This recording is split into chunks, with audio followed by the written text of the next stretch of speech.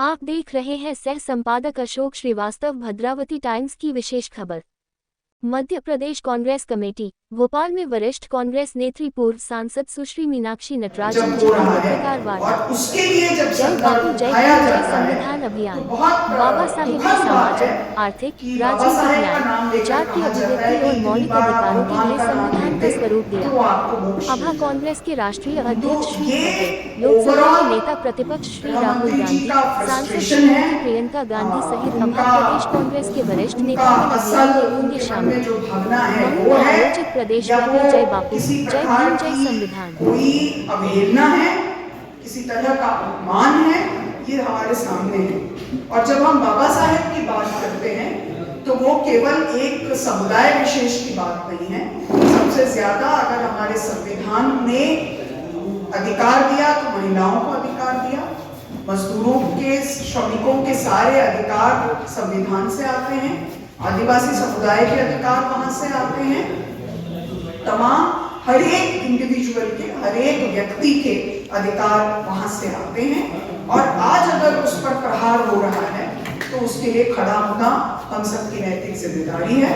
और इसी क्रम में, इसी उपलक्ष्य में ये पहला कार्यक्रम हमारा शुरू हुआ है। और आने वाले एक साल तक संविधान के अलग अलग जो मूल्य हैं, जो हमारे मौलिक अधिकार हैं, इनको लेकर देश भर में जाने का काम कांग्रेस करेगी। मौलिक अधिकार CWC के कराची अधिवेशन में पारित हुए, पूर्ण स्वराज जिसमें कि आध्यात्मिक, आर्थिक, सामाजिक, राजनीतिक स्वतंत्रता और आजादी की बात भी वो लाहौर अधिवेशन में पारित हुआ। इन सारे मूल्यों को लेकर जो कि हमको हमारे आजादी के संग्राम से जोड़ते हैं, बापू और बाबा साहेब के मूल्यों से जोड़ते हैं, और हमारे संविधान में जो एम्बेडेड हैं, जो दर्ज हैं, उसको लेकर हमारे कार्यकर्ता देश भर में जाएंगे। ये इस कार्यक्रम के आगाज के तौर पर 27 तारीख को महू से हम उसकी शुरुआत कर रहे हैं। जो टाइम अभी के लिए तय किया गया है वो तकरीबन सुबह 11 बजे का है, लेकिन पूरा निश्चित कार्यक्रम आप लोगों से साझा किया जाएगा 2-3 दिन कार्यक्रम के, तय कार्यक्रम के पहले। और हमें विश्वास है कि आप सबके माध्यम से भी हमारे कार्यकर्ताओं तक इस कार्यक्रम का संदेश जरूर पहुंचेगा। बहुत बहुत जी का एक आधिपत्य स्थापित होता जा रहा है।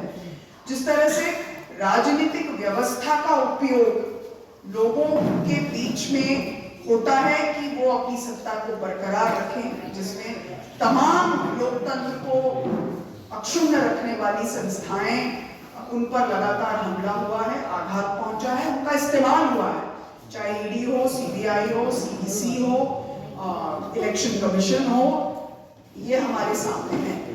और जो तीसरा एक आधिपत्य है वो अलग अलग जगह अलग अलग मान्यताओं के साथ है। मैं इसलिए इसको कहती हूँ कि ये एक धर्म विशेष की मान्यता का प्रश्न नहीं है, क्योंकि मणिपुर में एक तरह के आदिवासी समुदाय को दूसरे तरह के आदिवासी समुदाय के जीवन मूल्यों पर थोपने की कोशिश है।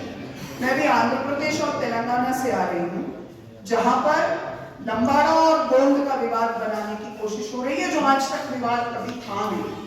अलग अलग राज्यों में हम देखते हैं कि अलग अलग तरह की जीवन शैली अपनाने वाले लोग जो अब तक एक साथ रहते आए हैं, उनके बीच में मतभेद डालने की कोशिश हो रही है। और इसीलिए जब राहुल जी ने अपना भाषण 15 तारीख को हमारे 9A कोटला रोड ऑफिस के उद्घाटन के वक्त कहा, तो उन्होंने स्टेट की बात की, और वो पूरा भाषण अंग्रेजी में था। अंग्रेजी में स्टेट का मतलब स्टेट ऑफ माइंड भी होता है।